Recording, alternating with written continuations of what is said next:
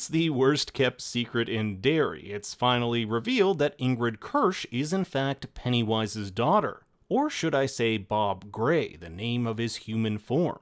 There is, however, a whole lot we still don't know. The episode begins at Juniper Hill, that lovely insane asylum where Lily spent some quality time. This place has housed such Stephen King characters as Henry Bowers and Raymond Joubert from Gerald's Game. The black and white is an interesting choice considering previous flashbacks were filmed in color. Here we'll meet 35-year-old Ingrid Kersh, however we don't really know if she's married to Stan yet, the town butcher we found out last episode she's married to. When Lily stumbles upon Ingrid's photo albums, there are a few interesting discrepancies. One, it says she celebrates her 10-year wedding anniversary with Stan on May 16, 1953. You can clearly see it's Stan here. However, further along in the album, we see a caption reading Our Wedding Day with the year 1928. That would be 15 years before her marriage with Stan. This suggests that Ingrid had a different husband sometime between 1928 and 1943.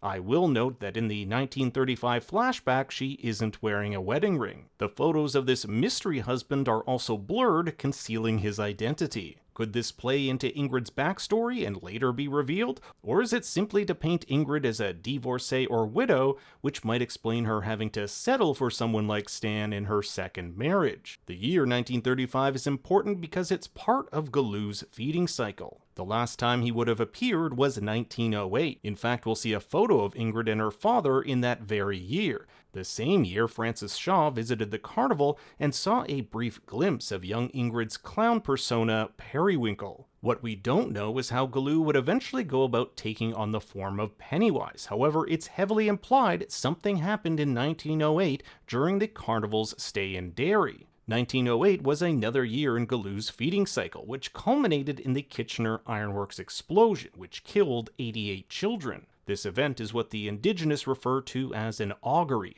a kind of climactic over-the-top disaster which signals the end of the feed. In 1935, it culminated in the Bradley Gang massacre, and since Pennywise is still feeding during this flashback, we can assume the massacre hasn't yet occurred. Thanks for watching, make sure to leave a like, and if you want the full video, check out the Think Story YouTube channel. You're goddamn right.